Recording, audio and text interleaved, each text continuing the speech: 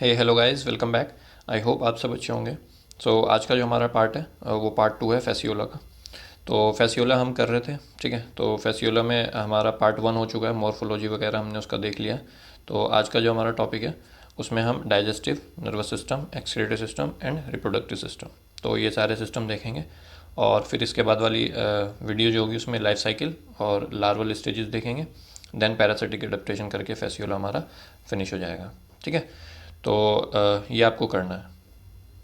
और अगर आप कनेक्ट करना चाहते हैं तो ये टेलीग्राम का ग्रुप का लिंक है, ये आपका चैनल का लिंक है, मैं इंस्टाग्राम की आईडी है, मेल आईडी है। तो जहाँ भी आपको कन्वीनियंट लगे सवाल पूछो, कोशिश करूँगा आपके सवालों के जवाब देने की। और जो भी डाउट है उसको आप आराम से मैसेज में आपको टाइप करके मुझे भेज सकते हैं, ठीक है। चलो तो आज का लेक्चर शुरू करते हैं। और हाँ, जितनी भी प्लेलिस्ट हैं वो आपका सीक्वेंस में देखनी है। चैनल पे जाओ, प्लेलिस्ट में लेक्चर्स ओपन करो और फिर प्लेलिस्ट में सीक्वेंस से देखो, बीच में लेक्चर मत देखो, हो सकता है समझ में ना आए, ठीक है। चलो फिर अब लेक्चर शुरू करते हैं अपना। तो फैसियोला हम कर रहे थे,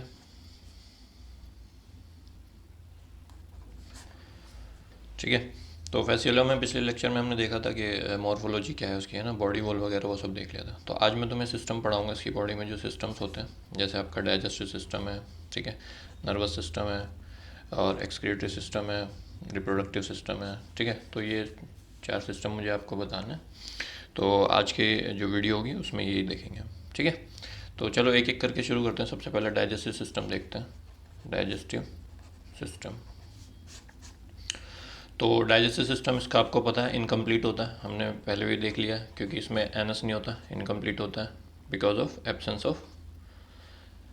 ऑफ एनस, ठीक है।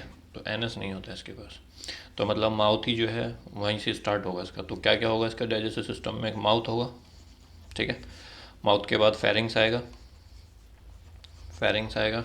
उसके बाद आपका, अभी मैं एक डायग्राम दिखा दूंगा इसकी, ईसोफेगस आएगा, ईसोफेगस। देन आपकी इंटेस्टाइन आएगी, इंटेस्टाइन ये बाइफिड होगी, मतलब इसकी पूरी बॉडी में दो तरह, दो साइड में ऐसे चलेगी, ठीक है। अभी डायग्राम देखोगे उसमें समझ में आ जाएगा। और फिर इंटेस्टाइन होगी, है ना। और इसमें ग्लैंड्स होंगे कुछ, इंटेस्टाइनल ग्लैंड, फेरेंजियल ग्लैंड, ठीक है। तो वो सब ग्लैंड्स होंगे जो इसके डाइजेशन में हेल्प करेंगे। तो ये पूरा इसका डाइजेस्टिव सिस्टम है। और इसमें एनस नहीं होगा, एनस जो है वो इसमें नहीं होगा। तो मतलब माउथ से ही इंजेक्शन होगा और माउथ से ही आपका इजेक्शन होगा, जो भी वेस्ट है आपका, ठीक है भाई। तो ये हो गया। तो डायग्राम देखो फटाफट, उसके बाद हम लिखते हैं इसके बारे में। तो ये डायग्राम देखेंगे डाइजेस्टिव सिस्टम की, ठीक है। तो ये माउथ है, माउथ से शुरू हो रहा है आपका, ओरल सा करके जो इंटीरियर टिप पे माउथ रहता है, ये हमने पहले भी देखा है।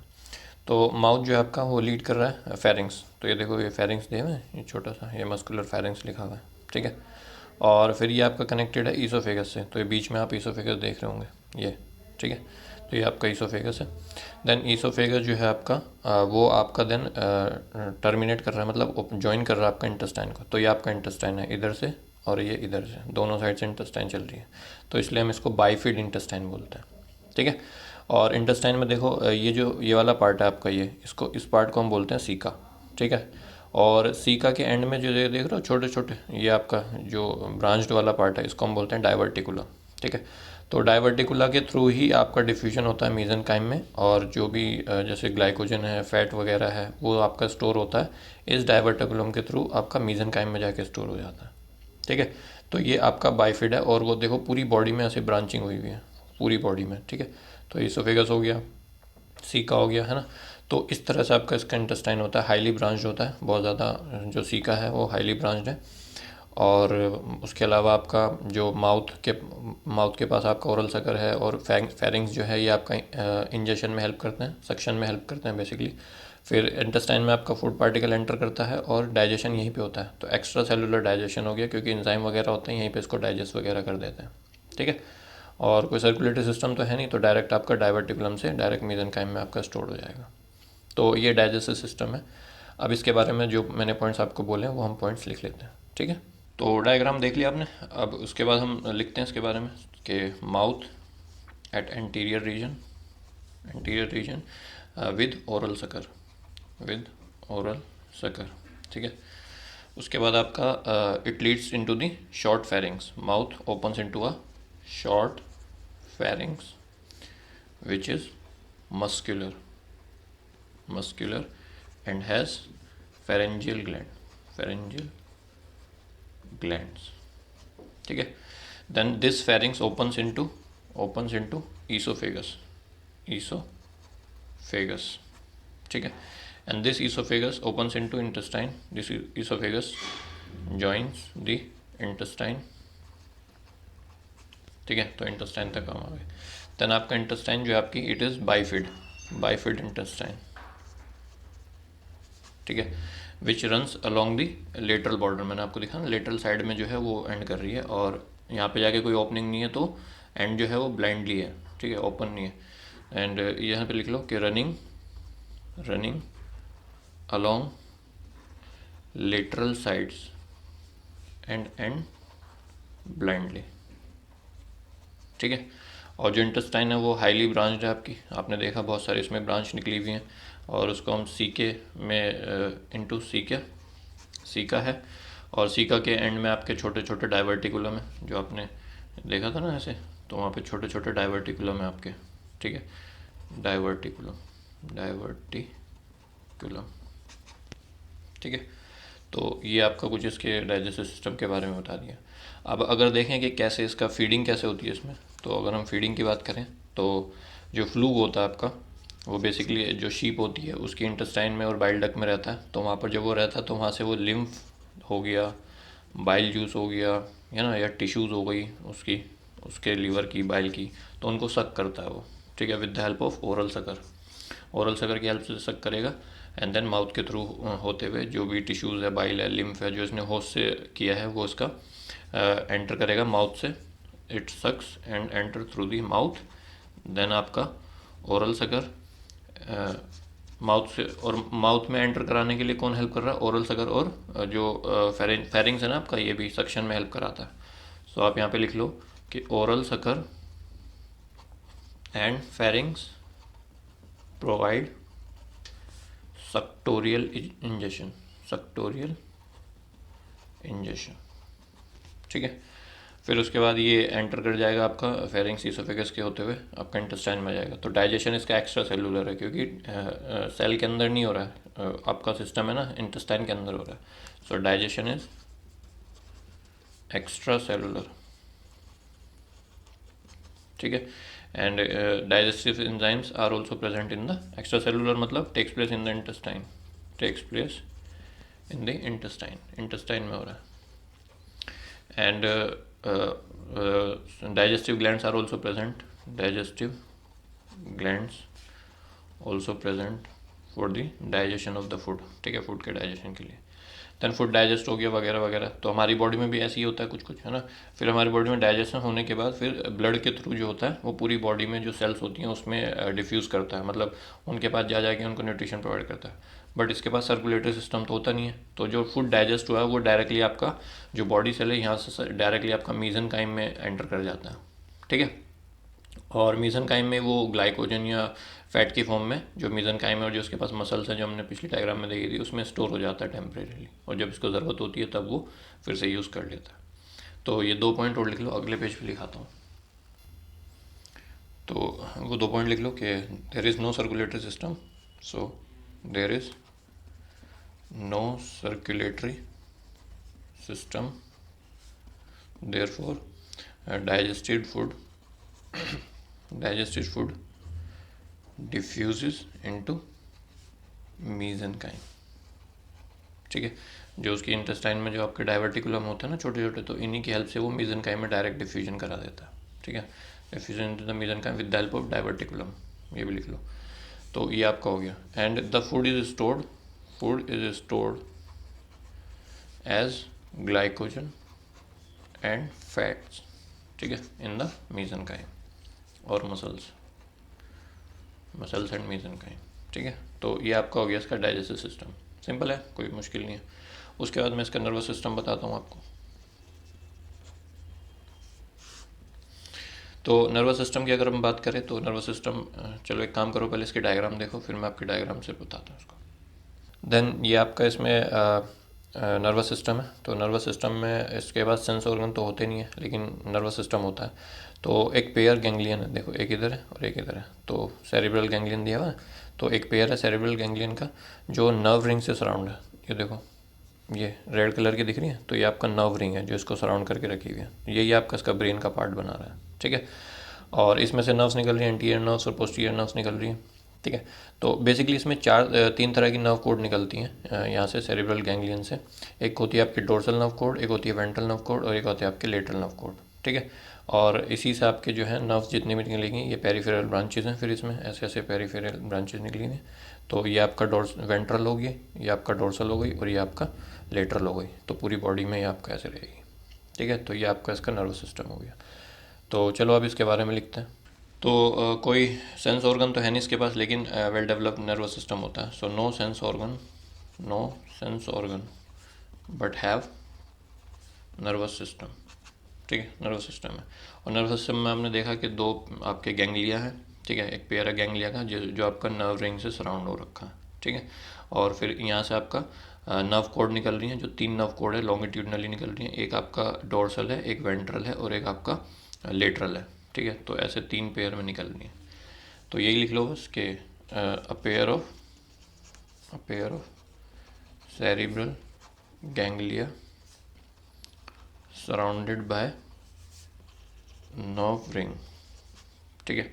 और यहाँ से आपका nerves arises from the this cerebral ganglia from the brain and supply the whole body, ठीक है। पूरी बॉडी में फिर इसका होता है, ठीक है। और फिर इसमें आप लिख लो कि 3 pairs of longitudinal nerve cords जो आपकी पूरी बॉडी में इसकी फैली हुई है।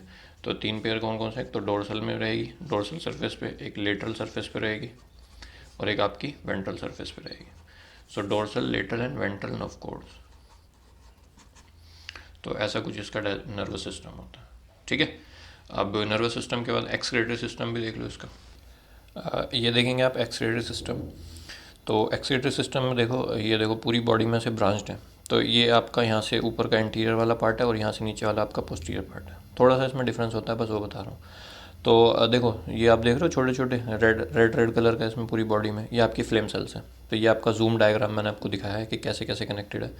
तो देखो फ्लेम सेल जो होती हैं आपकी, ये जितना भी आपका अमोनिया वगैरह जो फैटी एसिड वगैरह है उसको एक्सक्रीट करने में फ्लेम सेल्स से ही आपका पूरा होता है। जैसे हमारे अंदर किडनी होती है ना, वैसे इनके अंदर फ्लेम सेल्स होती हैं।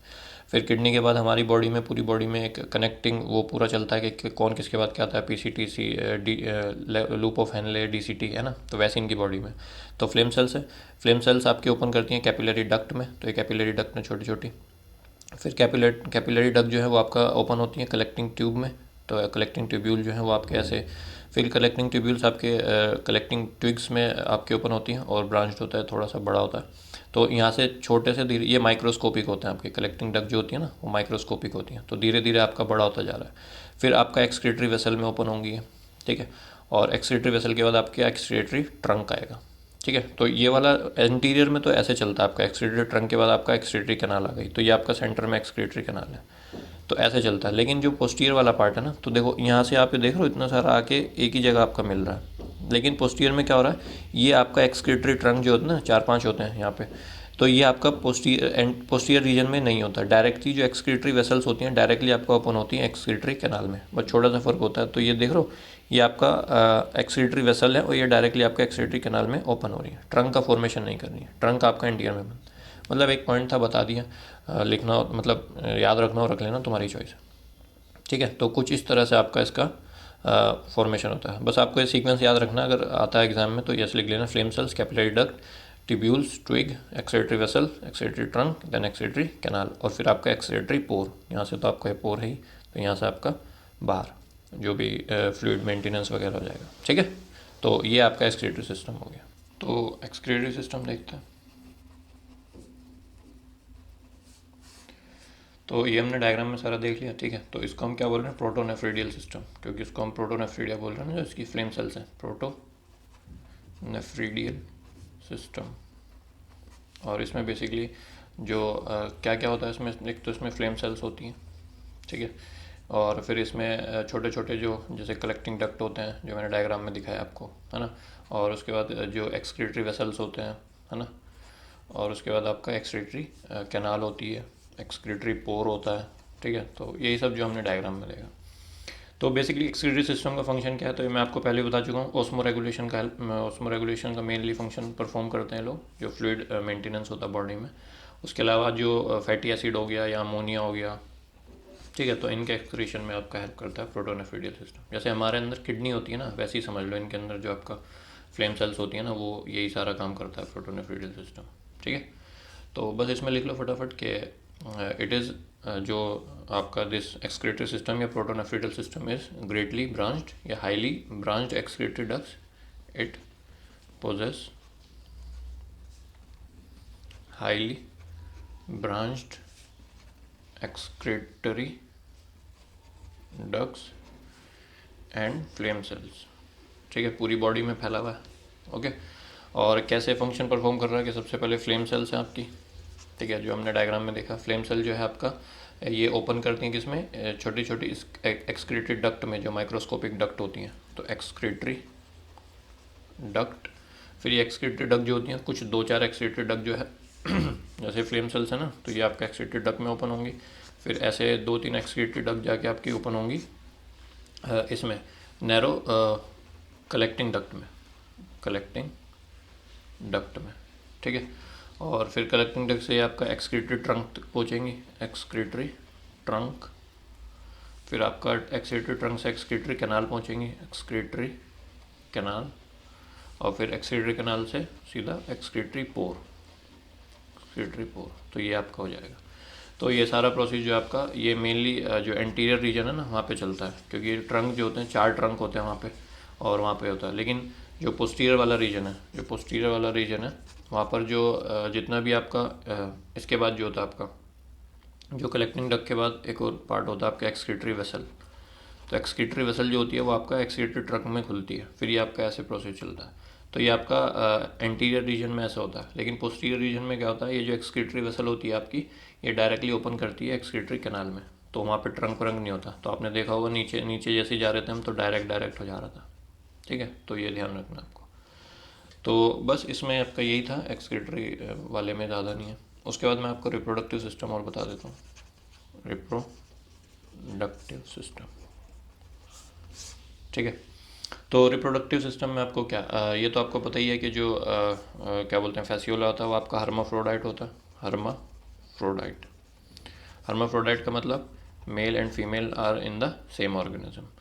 तो दोनों सेक्स ऑर्गन हैं इसके पास, और लेकिन हमेशा मतलब ज़्यादातर केसेस में मोस्टली ये क्रॉस फर्टिलाइजेशन करता है, मोस्टली क्रॉस फर्टिलाइजेशन करता है। और रेयरली जो है, रेयरली सेल्फ फर्टिलाइजेशन करेगा। मतलब जो मेल है, जो टेस्टिस से जो स्पर्म निकलेंगे आपके, वो फीमेल के जो एग है उसी को फर्टिलाइज कर देंगे विद इन द ऑर्गेनिज्म। ये बहुत ही रेयरली होता है, मतलब मोस्टली आपका यही होता है कि एक मेल का जो स्पर्म होगा वो दूसरे फेसियोला की जो एग है उसको फर्टिलाइज करेगा, ठीक है। सो मोस्टली क्रॉस फर्टिलाइजेशन होता है इसमें, ठीक है। तो अब इसका एक डायग्राम देख लो आप रिप्रोडक्टिव सिस्टम का, और फिर मैं उसको आपको 2 पॉइंट मेल के बारे में लिखवा दूंगा, 2 पॉइंट फीमेल के बारे में, और इस तरह से हमारा इसको रिप्रोडक्टिव सिस्टम को एंड कर लेंगे, ठीक है। तो डायग्राम देखो, ये देखेंगे आपका रिप्रोडक्टिव सिस्टम मेल और फीमेल का एक साथ है। अभी मैं इसको दूसरे डायग्राम में छोटा करके भी दिखाऊंगा। तो अभी ये समझ लो कि ये एंटीरियर हाफ जो है आपका, ये वाला एंटीरियर हाफ में आपका पूरा फीमेल रिप्रोडक्टिव सिस्टम बैठा होता है, और पोस्टीरियर हाफ में आपका ये जो है आपका मेल रिप्रोडक्टिव सिस्टम होता है। मतलब ऐसे मैं बस बता रहा हूँ याद करने के लिए आपको, क्योंकि ये देखो ये टेस्टिस है, ये देख रहे हो जितना भी ये ब्रांच पार्ट है टेस्टिस है। तो टेस्टिस से आपका ये ट्यूब देख रहे हो, ये वाली, ये आपका कलेक्टिंग डक्ट है, इधर भी कलेक्टिंग डक्ट है, सॉरी कलेक्टिंग डक्ट कह रहा हूँ, वासा डिफरेंस, वास डिफरेंशिया ये है ना, जिसको हम स्पर्म डक्ट बोलते हैं। तो ये टेस्टिस में जो स्पर्म प्रोडक्शन होगा वो आपका वास डिफरेंस के थ्रू होता हुआ ऐसे निकलेगा। फिर इसके बाद सेमेनल वेसिकल आपका देख रहे हो, यहाँ कहीं दिख रहा है सेमेनल वेसिकल, ये रहा सेमाइनल वेसिकल, ठीक है। तो सेमाइनल वेसिकल में जाके आपका यहाँ पे ये जो डक्ट है वो ओपन होती है, ठीक है। ये अभी मैं आपको दूसरी डायग्राम में भी दिखाऊंगा। फिर सेमाइनल वेसिकल के बाद आपका इजैकुलेटरी डक्ट आता है, तो इजैकुलेटरी डक्ट है यहाँ पे छोटी सी। इजैकुलेटरी डक्ट के बाद आपका जो पीनिस होता है आपका, है ना, जो सिरस वाला पार्ट होता है वो यहाँ पे रहता है, ठीक है। और फिर एट्रियम के थ्रू होता हुआ आपका गोनोपोर के थ्रू स्पर्म बाहर निकल जाता है। जेनाइटल एट्रियम ये रहा, और मेल जेनाइटल अपर्चर ये रहा, सिरस ये रहा। तो इसको थोड़ा अभी दूसरी बड़ी डायग्राम में मैं आपको दिखाता हूँ। पहले एक बार फीमेल वाला पार्ट और देख रहा हूँ, मैं हटा देता हूँ, ठीक है। तो फीमेल वाला पार्ट अगर हम देखें तो ये फीमेल वाला पार्ट है यहाँ पे। तो इसमें आपका ऊपर वाला पार्ट तो ये आपका ओवरी है, ये तो सिंगल सिंगल ओवरी है इसमें। और ओवरी के बाद आपका ओविडक्ट है, तो इससे देखो ये ओविडक्ट निकला हुआ है, ये देखो ओविडक्ट है। तो ओविडक्ट है ना, ओविडक्ट आपका मीडियन वाइटालाइन डक्ट के साथ मिलकर आपका यूट्रस का फॉर्मेशन करती है, ठीक है। और फिर यूट्रस के बाद आपका जेनाइटल अपर्चर तक पहुंचता है। तो मैं इसको दूसरी डायग्राम में दिखाता हूँ, इसमें थोड़ा छोटा छोटा दिख नहीं रहा होगा। तो ये वाली डायग्राम देखेंगे तो पहले मेल देखो, ये जो ब्लू वाला है ये मेल है। तो मेल वाले में हमने देखा था कि यहाँ पे बहुत सारी टेस्टिस हैं, पूरी बॉडी में टेस्टिस फैली हुई हैं। तो टेस्टिस से आपका वासा डिफरेंशिया जो है आपका वो स्पर्म कलेक्ट कर रहा है, जिसको हम स्पर्म डक बोल रहे हैं। और ये आपका होता हुआ ऐसे पूरी बॉडी में ऊपर जा रहा है। और फिर ये आपका एक पियर शेप्ड स्ट्रक्चर है सेमाइनल वेसिकल, तो यहाँ पे आ गया स्पर्म, ठीक है। फिर सेमाइनल प्लाज्मा का फॉर्मेशन हो गया। देन इसके थ्रू आपका फिर ये इजैकुलेटरी डक्ट से बाहर निकलेगा, तो ये आपका इजैकुलेटरी डक्ट है। और ये एक सैक जैसा स्ट्रक्चर है, वहाँ पे ये सारा काम हो रहा होता है, ठीक है। फिर ये आपका इजैकुलेटरी डक्ट के होते हुए आपका पहुँचेगा सिरस में। ये सिरस है आपका, पेनिस, पेनिस वाला पार्ट है, मतलब इसी में ट्यूब चल रही है अंदर। तो ये जब ये वो करना होता है ना, इसको क्या बोलते हैं, जब इंसेमिनेशन करना होता है स्पर्म का दूसरे फेसियोला के अंदर, तो ये पूरा का पूरा पार्ट जो है वो निकल के बाहर आ जाता है, तो उसको बोलते हैं इवर्टेड सिरस। तो बेसिकली ये पीनिस का काम करता है। तो ऐसा पूरा का पूरा पार्ट उठ के बाहर आ जाएगा, तो पीनिस का काम करेगा। जो फीमेल की जो लॉर्ड्स कैनाल है, जो टेम्परेरी वेजाइना बनता है, उसमें एंटर करेगा। और वहाँ पर फिर आपका मेल जेनाइटल पोर के मतलब जेनाइटल एट्रियम से मेल जेनाइटल, एक मिनट में इसको हटा देता हूँ पहले, ठीक है। तो मेल जेनाइटल पोर है आपका। तो मेल जेनाइटल पोर के बाद आपका जेनाइटल एट्रियम, और जेनाइटल एट्रियम के बाद जो गोनोपोर है आपका। तो गोनोपोर के होते हुए थ्रू, जो गोनोपोर हमने देखा ना एसिटाबुलम के जस्ट ऊपर छोटा सा बैठा होता है, तो यहाँ से आपका निकल जाएगा ये। तो ये तो मेल में हुआ, ठीक है। और अगर बात करें फीमेल की, तो फीमेल देखो, अब इसको मैं क्लियर कर देता हूँ। तो देखो फीमेल वाला पार्ट देखेंगे तो ये ओवरी है। तो ओवरी में आपका जो एग सेल है उसका प्रोडक्शन होगा, और फिर ये आपका ओविडक्ट से कनेक्ट हो जाएगा। तो यहाँ पे आप देखो ये ओविडक्ट है, ठीक है। ओविडक्ट के होते हुए आपका ये ओविडक्ट का फॉर्मेशन हो गया। ओविडक्ट जो है आपका वो मीडियन वाइटालाइन जो आपका कैनाल है, ठीक है, मीडियन वाइटालाइन डक्ट जो है उसके साथ मिलके ये फॉर्म करता है यूट्रस का। तो ये आपका ये यूट्रस आ गया, तो ये यूट्रस चल रहा है, ठीक है। तो मीडियन वाइटालाइन डक्ट और ओविडक्ट मिलके आपका यूट्रस का फॉर्मेशन करता है। फिर यूट्रस जो है आपका वो फीमेल जेनाइटल अपर्चर के थ्रू गोनोपोर से होते हुए फर्टिलाइज एग को बाहर निकाल देगा, ठीक है भाई। तो ऐसा कुछ आपका बॉडी में मतलब बाहर निकाल देगा, होस्ट की बॉडी में बाहर निकालेगा। फिर होस्ट के फीसिस के होते हुए वो फिर इसके जो एग हैं वो बाहर आ जाएंगे, वो हम लाइफ साइकिल में देखेंगे। फिलहाल आप यहाँ पे ही देख रहे हैं। इसके अलावा जो और स्ट्रक्चर जैसे लॉर्ड्स कैनाल है, तो लॉर्ड्स कैनाल आपका ये देखो, ये ओविडक्ट में ही एक छोटा सा टेम्परेरी पार्ट हो गया जो बाहर की ओपनिंग होगा सरफेस से।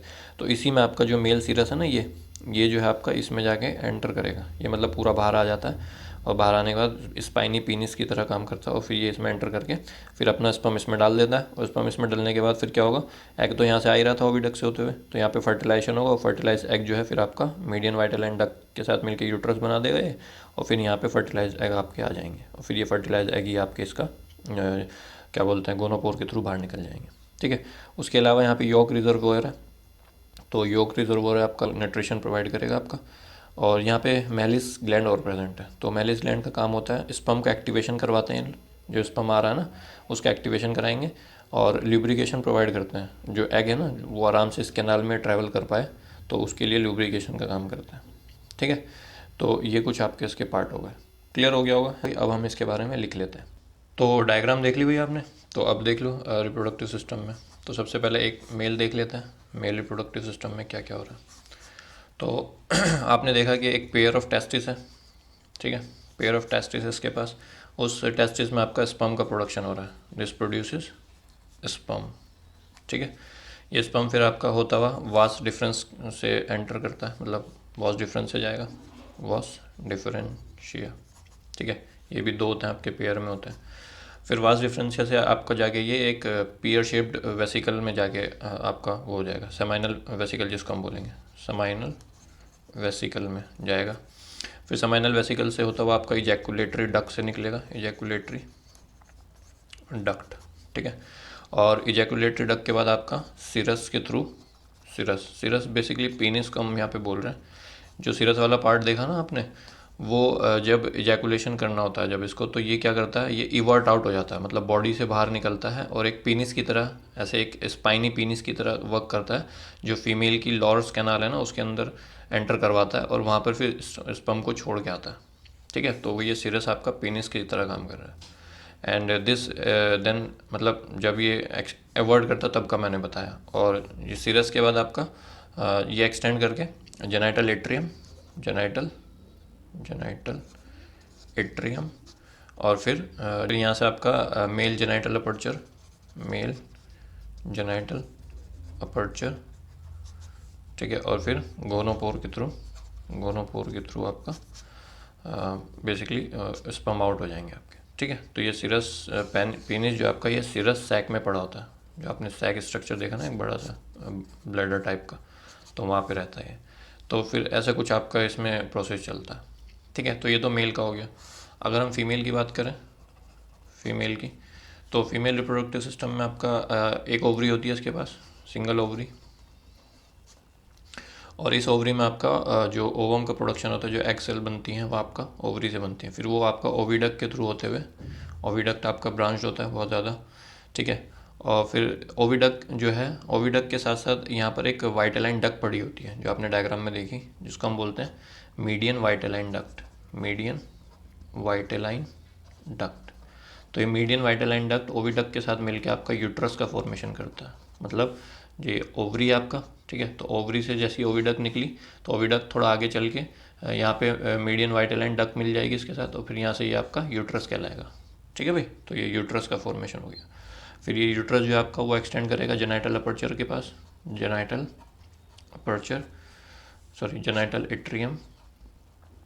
ठीक है, और जेनाइटल एट्रियम जो है ये ओपन करेगा आपका किसमें, फीमेल जेनाइटल अपर्चर में, female genital aperture, and then आपका गोनोपोर के थ्रू फर्टिलाइज्ड एग जो है वो आपके बाहर आ जाएंगे।